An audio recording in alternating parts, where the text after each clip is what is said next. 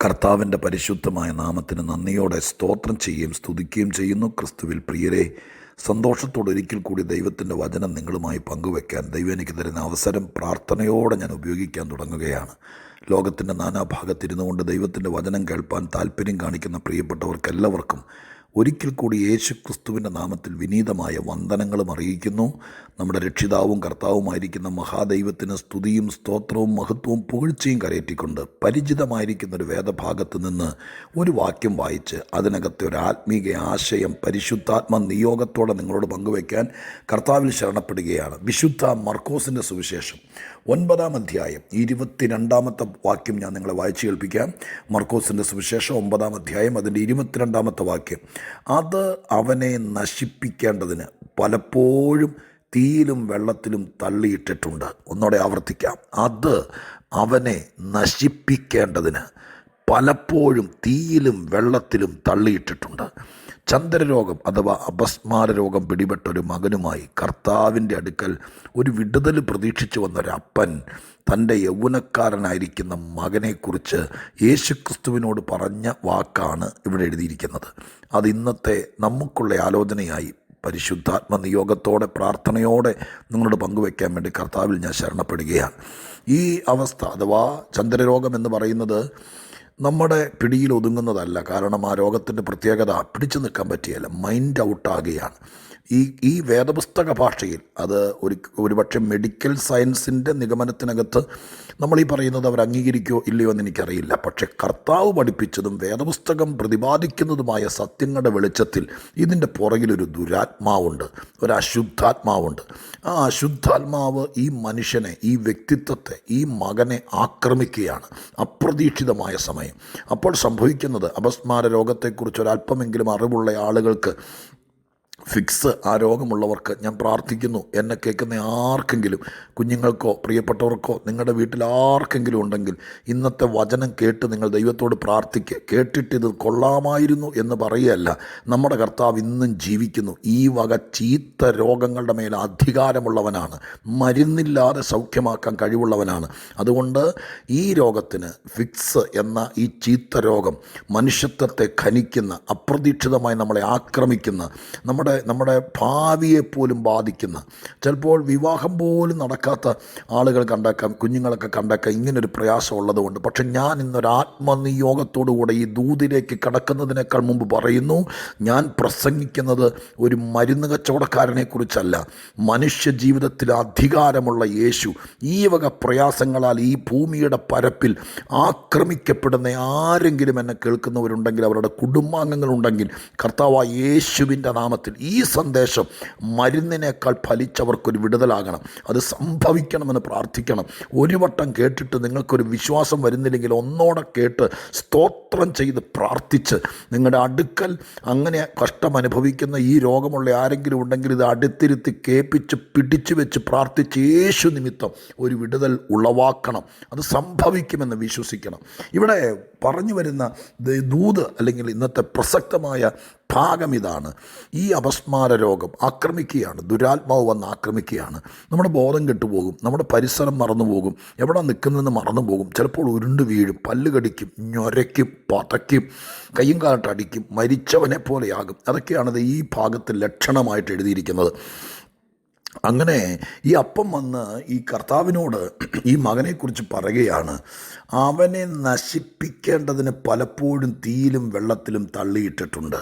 പലപ്പോഴും എന്നൊരു വാക്ക് കണ്ടോ? ഒന്നല്ല, രണ്ടല്ല, അനവധി പ്രാവശ്യം എൻ്റെ കുഞ്ഞ് പ്രായമായതിന് ശേഷം ഞാൻ എൻ്റെ കണ്ണുകൊണ്ട് കണ്ടിട്ടുണ്ട് ഇവനെ പലപ്പോഴും ഒട്ടനവധി പ്രാവശ്യം എന്ത് ചെയ്യാം? നശിപ്പിക്കേണ്ടതിന്. അപ്പോൾ ഈ ദുഷ്ടശക്തി, ഈ രോഗം ഇവനെ വന്നിരിക്കുന്നതിൻ്റെ ഉദ്ദേശം ഇവനെ വിഷമിപ്പിക്കാനല്ല, ഇവനെ സങ്കടപ്പെടുത്താനല്ല, ഇവനെ ശിക്ഷിക്കാനല്ല, ഇവനെ വേദനിപ്പിക്കാനല്ല, ഇവനെ നശിപ്പിക്കാനാണ്. നശിപ്പിക്കാനാണ്. ഈ രോഗം എൻ്റെ പ്രിയപ്പെട്ടവരെ നശിപ്പിക്കാനാണ്. അതുകൊണ്ട് ഈ രോഗത്തിനകത്ത് അല്ലെങ്കിൽ ഈ രോഗാവസ്ഥയിൽ ഇതിൻ്റെ പുറകിൽ വ്യാപരിക്കുന്ന ശക്തിയുടെ ഉദ്ദേശം നശിപ്പിക്കുക. പലപ്പോഴും നശിപ്പിക്കാൻ നോക്കി. ഞാനതിനെ ആ പറഞ്ഞിരിക്കുന്ന വാക്കിൽ നിന്ന് നമുക്കുള്ള ദൂതിൻ്റെ ഒരു അവസ്ഥയിലേക്ക് കൊണ്ടുവരാം. പലപ്പോഴും നശിപ്പിക്കാൻ വേണ്ടി നോക്കി. എല്ലാവരും ഒരുപക്ഷെ ഇത് കേൾക്കുന്ന എല്ലാവരും, എന്നെ കേൾക്കുന്ന എല്ലാവരും അപസ്മാര രോഗികളല്ലായിരിക്കാം. പക്ഷേ ഒരു കാര്യം ഞാൻ പറയാം, നിൻ്റെ ജീവിതത്തിൽ നിന്നെ നശിപ്പിക്കാൻ പലപ്പോഴും പാപത്തിലേക്ക്, രോഗത്തിലേക്ക്, അബദ്ധത്തിലേക്ക്, ചതിയിലേക്ക്, സാമ്പത്തിക നഷ്ടത്തിലേക്ക്, ചില നമുക്ക് പറഞ്ഞറിയിക്കാൻ പറ്റാത്ത ചില രഹസ്യ ബന്ധങ്ങളിലേക്ക് ഒക്കെ നമ്മളീ പലരെയും നിങ്ങളെ ഒക്കെ തള്ളി വീഴ്ചിട്ടുണ്ടായിരിക്കാം. നശിപ്പിക്കാൻ, കൃപയിൽ നിന്ന് കളയാൻ, നിത്യത നഷ്ടപ്പെടുത്താൻ, കുടുംബം തകർത്ത് കളയാൻ, തലമുറ അപമാനിക്കപ്പെടാൻ, ഈ വക കാര്യങ്ങൾക്ക് വേണ്ടി നമ്മളെ തള്ളിയിട്ടിട്ടുണ്ടായിരിക്കാം. നമ്മൾ അതിനകത്ത് ഏത് വിധത്തിലാണ് ഉൾക്കൊള്ളുന്നതെന്ന് എനിക്കറിയില്ല. നീ തകരാതിരിപ്പാൻ, നീ നശിക്കാതിരിപ്പാൻ ദൈവം ഇന്ന് ദൂത് പറയുക. നശിപ്പിക്കാൻ വേണ്ടി തള്ളിയിട്ട ഈ ശക്തി ഒന്നിലധികം പ്രാവശ്യം തള്ളിയിട്ടു എന്നാണ് ഇവിടെ വന്ന് പറയുന്നത്. തീയിലേക്കും വെള്ളത്തിലേക്കും, ഇത്ര വലിയ വിപത്തിലേക്ക്, ഇത്ര വലിയ വിഷയത്തിലേക്ക്, പെരുവെള്ളത്തിലേക്ക് തള്ളിയിട്ടാൽ രക്ഷപ്പെടാൻ സാധ്യത കുറവാണ്. തീക്കകത്തേക്ക് തള്ളിയിട്ടാൽ തിരിച്ച് കയറിപ്പോരാൻ സാധ്യത കുറവാണ്. പക്ഷേ ഇന്നത്തെ ദൂതിൻ്റെ പ്രസക്തമായ ഭാഗം എന്നാണെന്നറിയാമോ? തള്ളിയിട്ടിട്ടും തകരാത്തവർ. എത്രയോ പ്രാവശ്യം ചില വിഷയത്തിലേക്ക് തള്ളിയിട്ടും ഇല്ലേ? ഓർത്തു നോക്കേ, നിങ്ങളുടെ ജീവിതത്തിൽ അങ്ങനെ സംഭവിച്ചിട്ടുണ്ടോ? നിങ്ങളുടെ മക്കളുടെ ജീവിതത്തിൽ സംഭവിച്ചിട്ടുണ്ടോ? കടം എത്ര ലക്ഷം രൂപ നിങ്ങൾ തന്നെ കൊടുത്തു, 1 2 3 പല പ്രാവശ്യം തള്ളിയിട്ടു. ആത്മഹത്യക്ക് ഒന്നിലധികം പ്രാവശ്യം ഒരുങ്ങി. ഒരേ രോഗം തന്നെ പല പ്രാവശ്യം വന്നു. ഒരുപോലത്തെ വിഷയം പല ഘട്ടങ്ങളിൽ നേരിട്ടു. ഈ പലവരാൽ പല ഘട്ടങ്ങളിൽ ചതിക്കപ്പെട്ടു. ചിലർ വന്നു, ആദ്യം നമുക്ക് അബദ്ധം, പിന്നെയും വന്നു. ഇങ്ങനെ വശീകരിച്ചും വക്രിച്ചും ചതിച്ചും നശിപ്പിക്കാൻ വേണ്ടി പടുകുടിയിലേക്ക് തള്ളിയിടുന്നത് പോലെ പലവട്ടം തള്ളിയിട്ടിട്ടും ഇന്നും നിങ്ങൾ ജീവനോടെ ശേഷിക്കുന്നുണ്ടെങ്കിൽ, ഇന്നും നിങ്ങൾ ഈ ഭൂമിയുടെ മുഖത്ത് വലിയ കുഴപ്പമില്ലാതെ ജീവിച്ചിരിക്കുന്നുണ്ടെങ്കിൽ, ഞാനൊരു ദൂത് പറയാം. അന്ധകാരശക്തികൾ നശിപ്പിക്കാൻ വേണ്ടി പലപ്പോഴും തള്ളിയിട്ടിട്ടും ആ തള്ളിയിടലിനെയൊക്കെ അതിജീവിച്ചത് ദൈവത്തിന് നിങ്ങളെക്കുറിച്ചൊരു നിർണയമുള്ളത് കൊണ്ടാണ്. നശിക്കാൻ അനുവദിക്കാത്ത ഒരു കർത്താവുണ്ട്. ആ കർത്താവിൻ്റെ നിർണയം ഉള്ളത് കൊണ്ടാണ് ഈ തള്ളിയിടലൊക്കെ നടന്നിട്ടും തകർക്കപ്പെടാതിരുന്നത്. അതിന് ദൈവത്തെ മഹത്വപ്പെടുത്തണം. ഒരുപാട് പ്രാവശ്യം ഒത്തിരി വിഷയങ്ങളിൽ അകപ്പെട്ടു. കേസ് തന്നെ, എന്നെ കേൾക്കുന്ന നിങ്ങൾ ഓർത്ത് നോക്കിയേ, ഇപ്പോൾ എത്ര കേസ് കോടതി കിടക്കുന്നുണ്ട്, എത്ര കേസ് കോടതി കിടക്കുന്നുണ്ട്. ഇതെല്ലാം ഓരോ തള്ളിയിടല.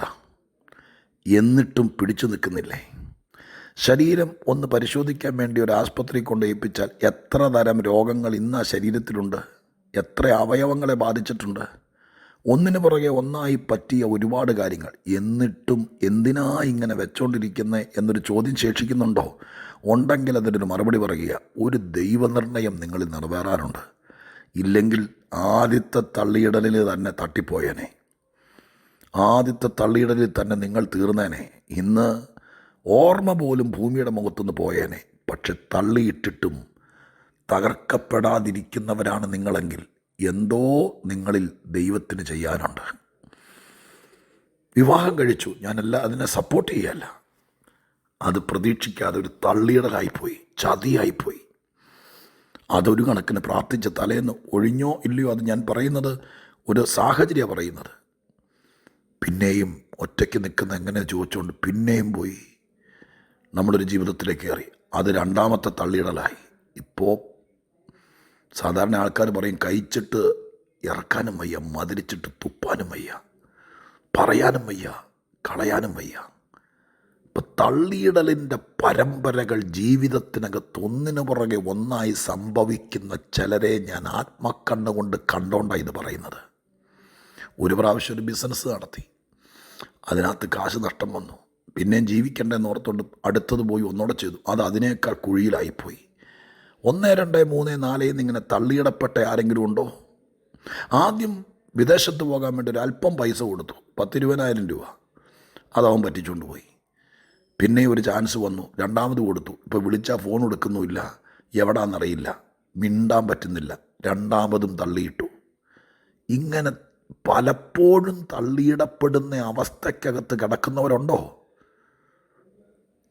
അപ്പോഴൊക്കെ ലോകക്കാരും വീട്ടുകാരും പറഞ്ഞേക്കാം, നീ പഠിക്കൂലടാ, നീ എത്രയുണ്ടെങ്കിലും പഠിക്കൂല, ഇത് എത്രാമത്തെ പ്രാവശ്യം എന്ന് ചോദിച്ച് പലരും ചാട്ടവാറെടുക്കുമ്പോൾ, പലപ്പോഴും തീയിലും വെള്ളത്തിലും തള്ളിയിട്ടെന്നും പറഞ്ഞൊരപ്പം വന്നപ്പോൾ അവരെ ഇനി മേലിൽ തള്ളിയിടാതിരിക്കാൻ ആ തള്ളിയിടുന്ന ശക്തിയെ ഇല്ലാതാക്കി ഈ മോനെ സ്വതന്ത്രനാക്കി അപ്പൻ്റെ കൊടുത്തൊരു കർത്താവാണ് ഈ വാക്യത്തിൽ കാണുന്നത്. അതുകൊണ്ട് തള്ളിയിട്ടിട്ടും ഇന്ന് വരെ തകരാതിരിക്കുന്ന ആരെങ്കിലും ഉണ്ടെങ്കിൽ നിങ്ങൾക്കുള്ളതായി ഈ ദൂത്. ആദ്യത്തെ തള്ളിയിടലിൽ തന്നെ തകർന്നു പോയവർ ഈ ലോകത്തിലുണ്ട്. പക്ഷേ ശേഷിക്കുന്നെങ്കിൽ നിങ്ങളിലൊരു നിർണയം നിറവേറാനുണ്ട്. അതിനായി നമുക്ക് പ്രാർത്ഥിക്കാം. പരിശുദ്ധ ദൈവമേ, ഞങ്ങളുടെ സ്വർഗീയ പിതാവേ, ആദ്യമേ തന്നെ ആർക്കെങ്കിലും ഫിക്സ്, അപസ്മാര രോഗം എന്നെ കേൾക്കുന്ന ആർക്കെങ്കിലും, ഈ കേൾക്കുന്ന കുടുംബങ്ങളിൽ ആർക്കെങ്കിലും ഉണ്ടെങ്കിൽ ഞാൻ യേശുവിൻ്റെ നാമത്തിൽ പ്രാർത്ഥിക്കുന്നു. ഒരു പനി വന്നതാണ്, പിന്നെ ഇത് തുടർമാനമായി വരുന്നു. അങ്ങനെ ഒരു അവസ്ഥയുണ്ടെങ്കിൽ ഞാൻ പ്രസംഗിക്കുന്ന യേശുവിൻ്റെ നാമത്തിൽ അതിന് വിടുതലാകട്ടെ. അപ്പ ആത്മീകമായി ഒന്നിനു പുറകെ ഒന്നായി തള്ളിയിടപ്പെടുന്നത് പോലെ എന്ത് ചെയ്താലും കുഴിയിൽ വീണുന്ന ചിലർ, ഉപകാരം ചെയ്യാൻ പോയാലും തള്ളിയിടപ്പെടുന്ന ചിലർ, അങ്ങനെയുള്ളവർക്ക് വേണ്ടി പ്രാർത്ഥിക്കുന്നു. ഇതിൻ്റെ പുറകിൽ വ്യാപരിക്കുന്ന സ്പിരിറ്റിനെ ദൈവം ശാസിക്കണം. യേശുവിൻ്റെ നാമത്തിൽ പ്രാർത്ഥിക്കുന്നു. കേൾക്കണമേ പിതാവേ. ആമേൻ.